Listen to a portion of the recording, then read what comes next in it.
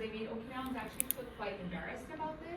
So even when Okinawans like immigrated to Hawaii, even in Hawaii, like if you ever lived there, they're still distinctly you're Japanese or you're Okinawan. It's very still separated.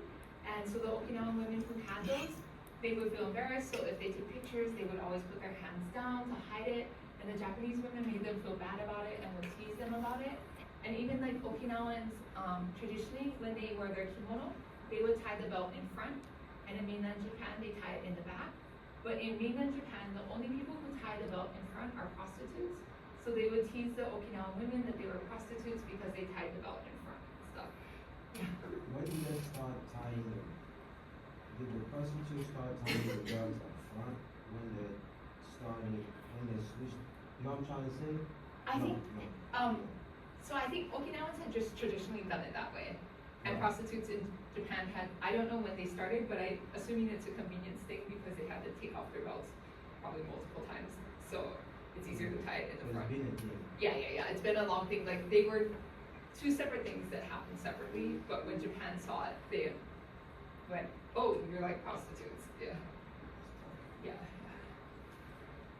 So the tattoos have died out. Like there's nobody who was born with them anymore. I think in the 90s were the last women who had them from childhood, died out.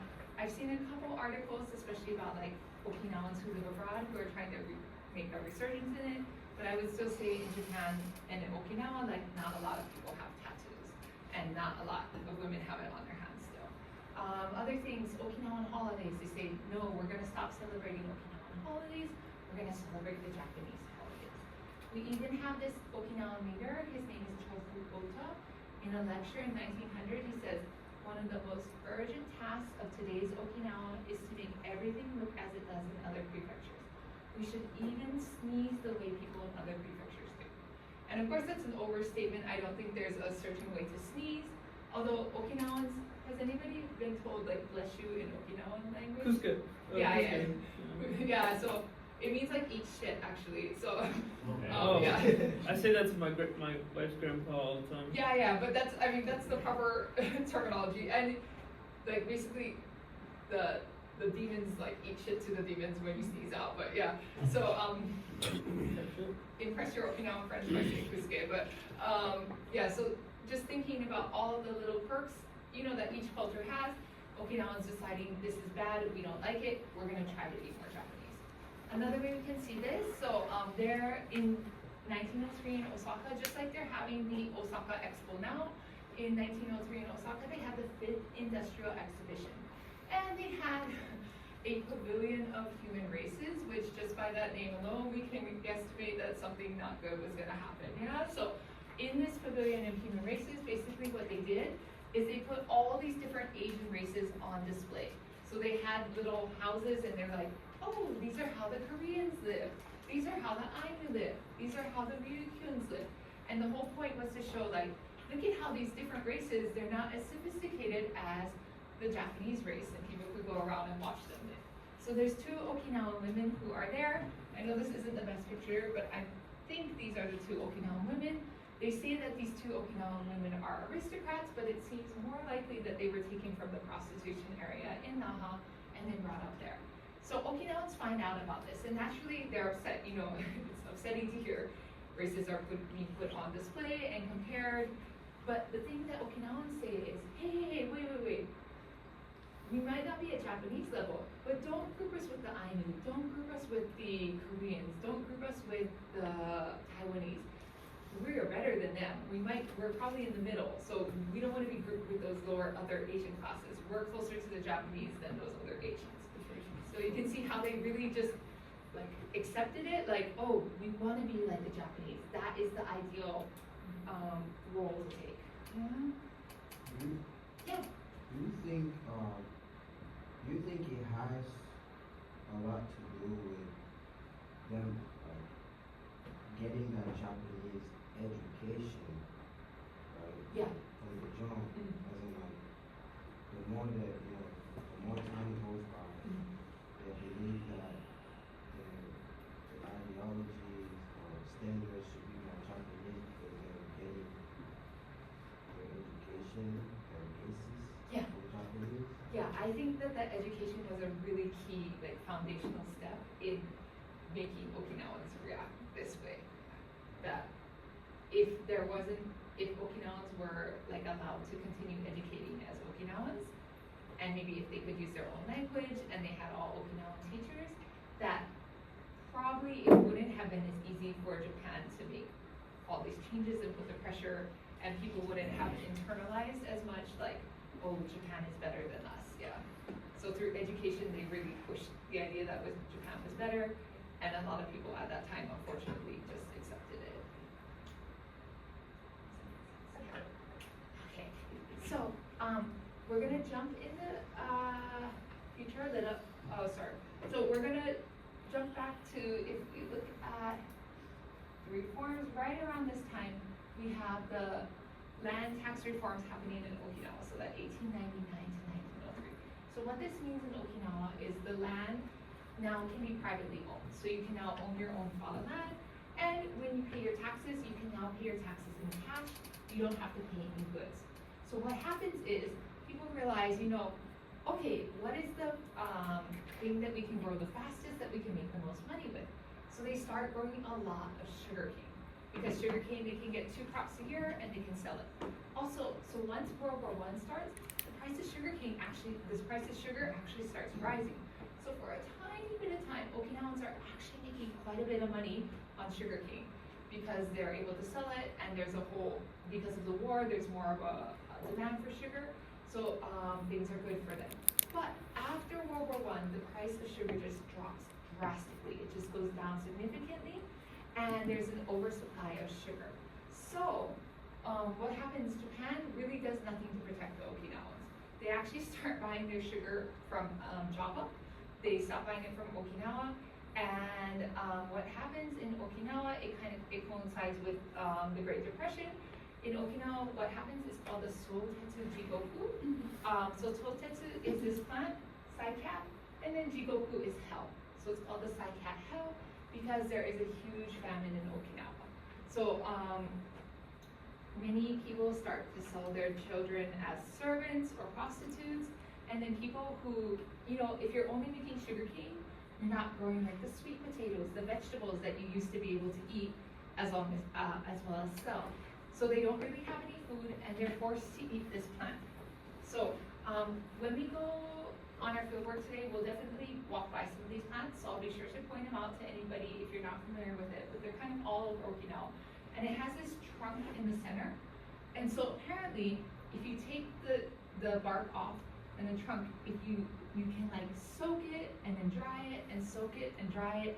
You have to go through this whole process, but eventually you can eat it. However, if you do not cook it properly, you die. You poison yourself. Yes.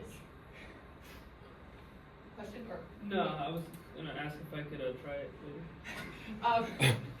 Please try in your own time because I really don't want you to die. Yeah. But don't try it. Actually, that's so horrible. Yeah. I know, which is why. Yeah. So I have one of my professors said his friend tried it, and he said it does not taste good, but you can eat it, but you really have to cook it properly. So please don't do that because I don't want you to die anytime. But yeah. Is that the one? I know there's a plant that looks like that. That like if it works you. Yeah, or it hurts. Yeah. Yeah, me too. Yeah. Like it's in Hawaii a lot. I always called it the poke plant in Hawaii, but yeah. So people are forced to eat this, and then if they're not cooking it right, they're dying. So it's a really bad period for Okinawa. We also at this time we start seeing a lot more migration. There's not a lot of opportunities here, so Okinawans are leaving Okinawa because they need to find money somewhere. So they're going out to mainland Japan and then internationally where they're accepted. So at this point, the U.S. has closed doors to Asians, so can't go to Hawaii anymore. But you can go to South America, Philippines. Also after World War I, so all of the German islands, they're given to Japan. So a lot of the islands like Saipan, Tinia, those islands, a lot of Okinawans actually move out there too. And then after Japan comes into control of Taiwan and like Manchuria in China, Okinawans are moving out there too. However, with Okinawans moving out of Okinawa, they start facing more discrimination from mainland Japanese who they're living here. And so, for example, in like mainland Japan, workers who went to mainland China, they're banned from living in certain areas, going to certain restaurants, and they're limited to jobs that mainland Japanese don't want, so they're usually lower pay and worse working conditions. Even if you go to Osaka now, there's still like an Okinawa town, and I think it's a result of that discrimination that they face, that Okinawans move together and live in this little Okinawan community in Osaka. And so what Okinawans start doing is they start changing their names to make themselves sound more Japanese.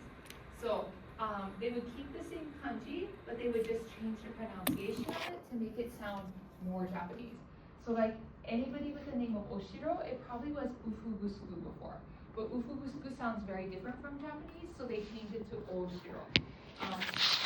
Shiro was Bija, Uehara was Uibaru, Ganeko was Ganiku, Kumashigawa was Kuashicha. So they keep the kanji, but they just change the reading to make them sound more Japanese. We can even see this if everybody is familiar with the northern part of Okinawa, called what nowadays we call it Kunigami. So it was called Kunjan until 1990, and then they changed the pronunciation to make it sound more like mainland Japanese. And then we also have the idea that Okinawan language, speaking it is embarrassing and bad. So in the schools, what they would do is they were forced, if they were caught speaking the Okinawan language, they would have to wear what's called a Kogen fura, or a dialect tag. So they would wear this around their neck, and the only way that they could get rid of it is if they caught someone else speaking an Okinawan language. So this actually happened post-war too. So I talked to people who are like their 60s, 70s, and they said like the easiest way to get rid of it was like maybe you would punch your friend or trip your friend, and you know they would be like ouch, but you know it would come out in their native language, so then they could be like, oh, you know, Satoshi gets to wear it now. So they would kind of embarrass children out of speaking the native language. So I would say anybody like at least 70 and older, and maybe depending on the area, like Okinawan language is their first language. So like my in-laws, they're both 74. So Okinawan language was their first language. That's what they spoke until they went to school when they were around 6. And then they learned Japanese. But because of this policy, they did a great job of sort of getting it out so that my husband, who's like one generation below, he can understand because his mom would speak it a lot at the house, but he doesn't speak it. Like Japanese is by far his like spoken language. And then like my kids, maybe they can hear a little bit because they go to grandma's house a lot, or at school they might say a couple phrases, but they're not like, it's understanding a couple words but not able to make sentences at all. So they were really effective in this. Just a little bit more about the languages. So there's actually 6 different Ryukyuan languages. So that's why it makes it a little bit difficult, because there's not just, you know, in Hawaii, there's Hawaiian that all the languages spoke. So we have the Hawaiian language. But in Ryukyu, there's 6 different languages depending on what island you are on. So on Yonaguni, there's only one dialect of the Ryukyuan language, the Yonaguni one. But on Yaeyama, because there's a whole bunch of islands, there's the Yaeyama language, but then there's 25 different dialects within the Yaeyama language. In Miyako, 70 different dialects of the Miyako language. Okinawa, so the central and southern areas, there's 400 different dialects. So my father-in-law is from Okinawa City, and then my mother-in-law is from Uruba City, and so they grew up probably like 10 miles apart from each other. But they spoke different dialects of the Okinawan language. Growing up, so my father-in-law said when he first met my mother-in-law, he sometimes had a hard time understanding her because their dialects were just different enough that he couldn't easily understand it. We also have the Kunigami languages, so the northern part, and then Amami and those islands up there, 250 different dialects of those. So it makes it a little bit difficult to like, what is the Okinawan language? You'll hear the Okinawan, all the Ryukyuan languages called Shima Kutuba. So Shima refers to all the different little villages, and then Kutuba is the word for language. Often you'll hear the word Uchina Guchi, and that refers to the language in Shuri. So, the language that it was speak on this island, yeah. So, very effective at getting, languages kind of out of the things. But one thing that they weren't particularly effective, is with religion. So, Japan starts this movement in the 1930s. It's called the One Shrine, One Village movement. So that meant that there should be one Shinto shrine in every single village. So the Shinto religion is very related to the emperor. They're very, very closely tied together. So they should have the Shinto shrine to honor the emperor in every village. But in Okinawa, this wasn't particularly effective because, as we know, Okinawans still really practice their own native religion. So sometimes they use touches of Shintoism, they use touches of Buddhism, but for the most part, it's primarily Okinawan native religion, still strongly here. And the way we can see this example, so this is the Tsukishiro Nomiya Shrine, so it's in Nanajo City, and it's in honor of Shohashi. You remember Shohashi is the first king of the first Shou dynasty, and you can see they added these Shinto aspects to it. So, you know, when you go to a Shinto shrine, you're supposed to pour the water over, you're supposed to ritually clean your mouth.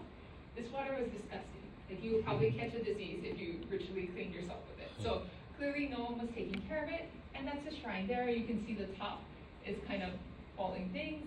The door is supposed to be a bright red, no one's really painted it. However, when I went to the native Okinawan aspects of it, it was still in good condition. So the grass needed to be cut, but the sign was still new, and I could see that people were actively participating in the religion there. So I think that's the one way that religion didn't really take place. Who usually takes care of like the shrine and stuff? Is it like distant family members? It would be probably women of that area. They're kind of assigned, or sometimes like the community members will have sort of a rotation about like, we need to pray on these days, so so-and-so's gonna go cut the grass beforehand and stuff. So it's not like government. No, it's all private individual, Okay. yeah. Yeah, so Ryukyu religion was governmental when the Ryukyu kingdom existed, but after that, it just is now like private individuals. But there's no like church of the Ryukyus or anything, so it's really community based about who needs to take care of things still. Okay, so, yeah. What happens if like one person doesn't like do the job? I think there is so much like just guilt and responsibility built into Okinawans and Japanese too that like people just do it, you know, like there's more of an idea like the collective is more important than the individual, so people might complain a lot about it privately, but they'll still go and do it because it's just a society expectation, and you know, you're not gonna work well in society if you just don't do the things you're expected to do. Yeah. My husband often says, like, because he's a junior high teacher, they teach morality in junior high and stuff too. So he thinks that morality classes are really positive because it helps people realize their responsibilities to the community and do stuff they don't want to do too. Okay. So we have the 1930s. Okinawa's desire to become more Japanese, really becoming entangled with Japan's wartime efforts. Children are involved in military drills at the school. When we go down to the last museum today, we'll see these high school girls, they're firing like machine guns, like as part of their school drills. Yeah, so like, it's crazy militarism. I talked to some older ladies who were in elementary school during the Battle of Okinawa. They said that they had this tree at their school, and they had this big straw American. And then as elementary school students, they're like stabbing it with like bamboo spears. So like, there's just, everybody is involved, and really, you know, Japan's been fairly successful. They take over Taiwan, they take over Korea, they're fighting in China. So everybody's just really kind of in this war spirit that we're strong and we're all gonna do it together, yeah? So in terms of military on the island, the war starts coming to Okinawa in 1944. So the 32nd Japanese Army is dispatched from mainland Japan, March of 1944 to come down here. And there's also, some of the Navy also gets dispatched down here, but it's primarily Army out here. And so they put a lot of effort into like building airfields, and they take about a year to build these tunnel systems to make it a defensive battle, which we'll talk about more when we're out on the fieldwork sites, because we'll be able to see some of the tunnels.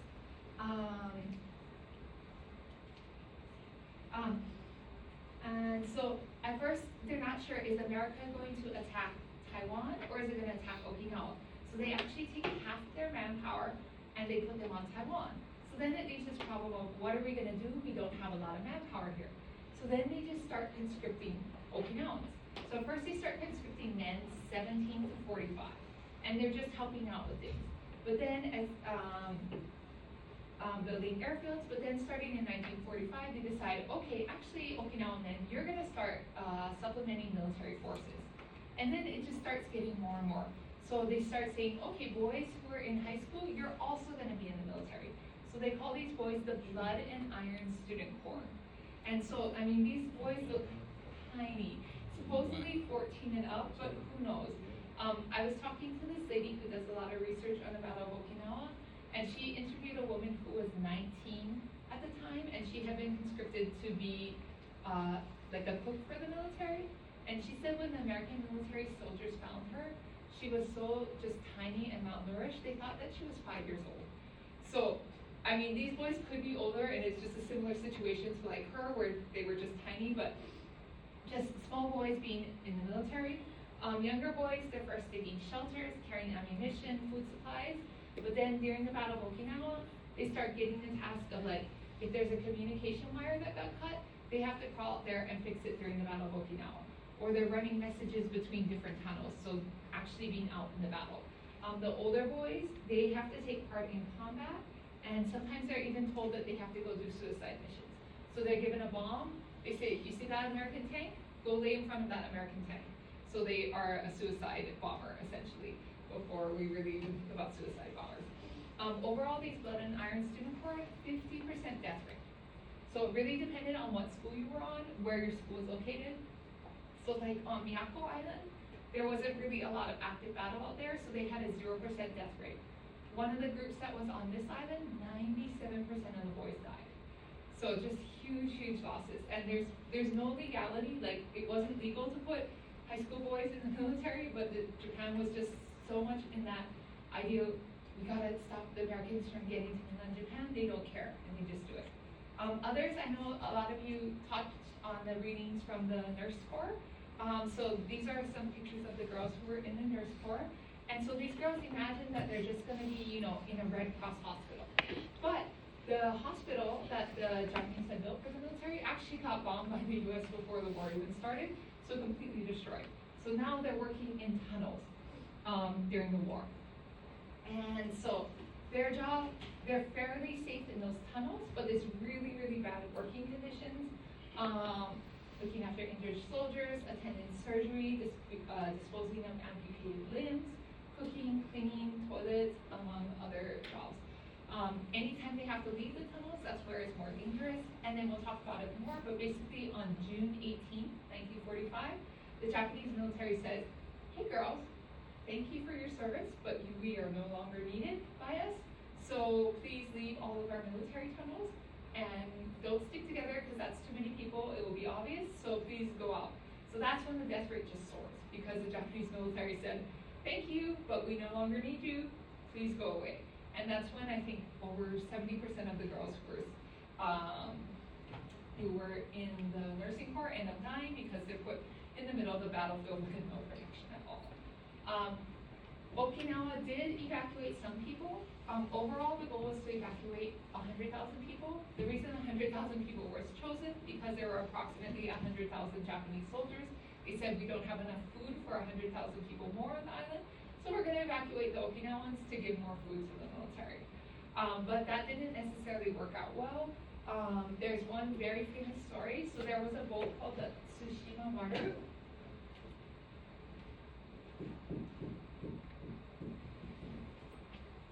So this was a military boat, but occasionally they would put civilians on it. So they weren't flying like the Red Cross flag or anything at the time. The US military saw, so they have about 1,800 passengers on there, mostly small children and elderly, trying to evacuate up to mainland Japan. The US military sees it, thinks it's a military ship. So the Bowfin, if anybody's been to Pearl Harbor, and the Bowfin submarine, that's actually the submarine. It shoots a torpedo at the boat, sinks the boat, not realizing that there were civilians on it. So approximately 80% of the civilians on that boat actually end up dying. Japan keeps it a huge secret, and it's not known about for years. So even if you're trying to evacuate, not necessarily the safest option. Eventually, I believe 80,000 people were evacuated from Okinawa, so it was generally safer than being here during the Battle of Okinawa, but still not 100% safe option. Yeah? Even before the Battle of Okinawa starts, so America is bombing Okinawa quite heavily. Most heavy was the October 10, 1944 bombing. So often you hear about 10-10 raids. It's in response to that. So the U.S. military bombs the island 5 times. So the focus has tried to be the military targets. So the Naha, Kadena, and Yomitan airfields. But, you know, especially at that time, bombs don't necessarily hit what your target is at. So 90% of Naha is actually destroyed before the Battle of Okinawa even happens. So this is at the start of it. You can see all the buildings. This is after it. So there's like a building here, a building there, some buildings there. So 90% of Naha is actually destroyed before these bombings, after these bombings happen. So a lot of destruction before the Battle of Okinawa even happens. In terms of the actual battle itself, the start date on this island is April 1st, but the U.S. military actually attacked the Kerama Islands beforehand. When we go up to Kakazu Ridge, we'll be able to see them. So I'll be able to point out the islands to you if you haven't been there already. If you're not familiar with them already, it's about 45 to an hour boat ride from here. Just right over here. Yeah, so they this is their kind of dry run. They attacked the islands on March 26th, and it's very successful for the U.S. military. They're able to take over the islands, I believe, in less than 50 hours. But there's some big tragedies that happen here, and I know some of you touched on it on with your readings. So on these islands, there's a lot of civilians, and the civilians believe that being caught by the Japanese military will mean a horrible death. So women, maybe you're going to be raped and then killed. Men, you're going to be tortured and then killed. So they decide that committing suicide is a better option. So one of the readings, I can't remember the name of the guy who wrote it, but he talked about his own experience killing his family. So his dad was already gone serving. So as the older son, he kills his mother, he kills some younger siblings. They're using anything. You know, they're given a grenade, but the grenades don't always work. So they're just using anything they can find, like a rope, sickle, you know, sometimes even rocks, just bashing heads. And he kills a lot of his family members, and then he decides, you know what, if I'm gonna die, I might as well go out dying and fighting against the American military. So he leaves the cave to go out and have his last stand. He realizes the Japanese soldiers that had told him that he needs to fight to the end, they'd all given up. And that he had killed his family for no reason whatsoever, because they could have just given up and been fine. So, yeah. So that guy's name is Kijo Shiga. Thank you, yeah. And the reading's called, they call it Group Suicide. Yeah. If you haven't read that, it's crazy because in one part he starts talking about how after he does everything with his family and he moves on to try and like fight, right? Yeah. He's sitting by the stream, right, where there's like, obviously he has to eat and drink. Yeah. And the stream was the only source of water that they have, but he recalls the stream being red days after because of all of like the killings that happened, and they were having to sit there and drink out of it. Yeah. It's pretty crazy. Yeah, I haven't read it in years because it's just a heavy read, but yeah. Like, if you want to know like the reality for civilians, like that is a very true reality that happened, and I don't even know how you go on living after killing your family members for that sort of thing. And so there was a fair amount of death by group suicide. If you look at the numbers in particular, you can see like Ie Island, Samami Village, which is an island, and Tokashi Village, which is also an island. They had really high numbers. And so that author Kinjo, he said that he thought there was 3 reasons why particularly islands had the highest number of group suicides. One was because that ideology of obedience to the emperor that they're taught in school. Second was the presence of the Japanese military. They said Okinawans who didn't have Japanese military nearby them didn't choose to commit suicide. And then third was being on an island with no means of escape. So there's no way for new information to come in, and there's no way to leave the island. You know, they can't march somewhere else and then go over there and maybe decide that we want to survive. Because they're on that island, they feel more stress, more pressure, and then they end up committing suicide by that. You know, there's all kinds of group suicide like that. Also, like, women are, you know, they have a small baby, and babies cry, and so the Japanese soldiers would say, get rid of it. So either women have to make this choice of suffocating their small child, not to give away their position, or taking their whole family out of the cave and risking death that way. So a lot of women unfortunately chose to kill their children to protect the rest of their family. Japanese soldiers, like if you were caught speaking in the Okinawan language, if you think about it, 1879 prefecture, Okinawa prefecture starts. So especially the older generation, you know, maybe they don't speak Japanese at all because it's only been about 65 years. So if they're older than 65, they probably never bothered to learn Japanese. And so they get, they're caught speaking the Okinawan language, and Japanese soldiers just behead them because they're a spy. You know, there's just so much death and unnecessary death, and a lot of it unfortunately caused by Japanese soldiers. So not only are Okinawans caught in the middle of the battlefield between Japan and America, you know, America's bombing super heavily. America sent over 2 million bombs on this island.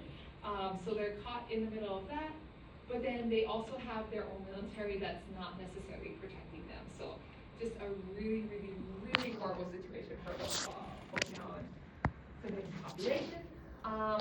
This is what the Japanese military, so basically they took a whole year and they just decided, we are not going to fight. We know we can't beat the Americans. America had like over 500,000 military members out here.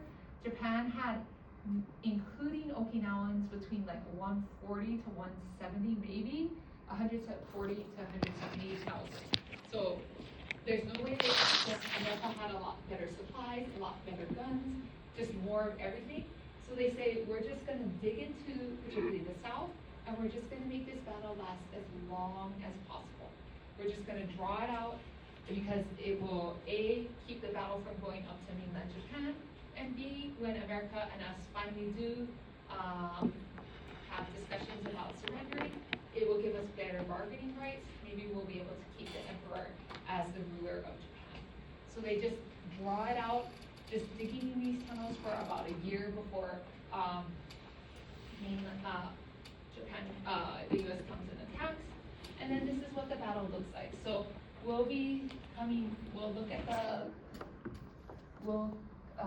over here at Baba Park and looking at the landing, and then we'll go down to Kazutaka Ridge over here where the battle started getting more fierce, and then we'll go down to Himeyuri Museum, which is right down here. And then tomorrow we'll actually go down to the Peace Prayer Park for the final of the Battle of Okinawa. Any questions about all of that? Okay, I want to end with something on a slightly happier note because I know that's quite heavy. Even though I teach this, sometimes it just shocks me every once in a while. I took this tour the other day to the Peace Prayer Park, and I read some of the testimonies for the first time in a long time, and it just made me feel sick for a while. So I know it can be a lot. So take in what you can. I think the main point is just remembering like what happened to Okinawans during the Battle of Okinawa. Yeah. So this is a little happier note. So a lot of times, like anything pre-Battle of Okinawa, a lot of things have been destroyed. So you know, the theme usually is, oh, we used to have it, but it was destroyed during the Battle of Okinawa. So what happened in, I think this is about 10 years ago. So Asahi newspaper, not related to the beer, the newspaper, they were cleaning up some of their supply rooms, and they came across all these pictures of Okinawa in 1935. So it was really important because there's just not a lot of photographic images of what Okinawa looked like prior to the war. So I'll put this website up on our classroom if anybody wants to look, but it's pretty cool. You can just see all these different pictures of what like Okinawa used to look like. So Okinawa used to have a railroad. It was destroyed during the war and then it never got rebuilt. They had horse-drawn railroad and they had proper railroad too. And so it's just pictures of what the community looked like, people were doing things. This is Itoman, so they're famous for fishing even to this day. So you can see pictures of that. My particular favorite picture is, so when I was looking at this, so it's this one. So I was like, that boy does not look like an Okinawa boy. So I looked into it. And so this little boy, I can't remember where he's originally, it was either, he's from South America. I can't remember if it was Bolivia or Peru, but he, unfortunately, both of his parents died and he was orphaned, but he lived next to an Okinawa family, so the Okinawa family took him in. And then they decided to immigrate back to Okinawa, so when they moved back to Okinawa, he came back to Okinawa with them. So he was raised as a little Okinawa boy in Okinawa. He ended up surviving the war. What is his name? Ima Masao. So they gave him a Japanese name too.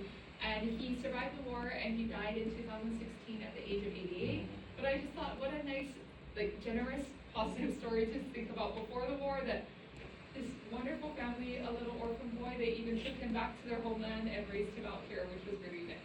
Yeah, so if anybody's interested in this, they made a book of it, but you can see all the pictures for free on here, and they have explanations, so maybe if you wanted to use like Google Translate or something, you can even read the explanations, yeah? Okay, so we are done for our lecture period. Let me count how many students we have.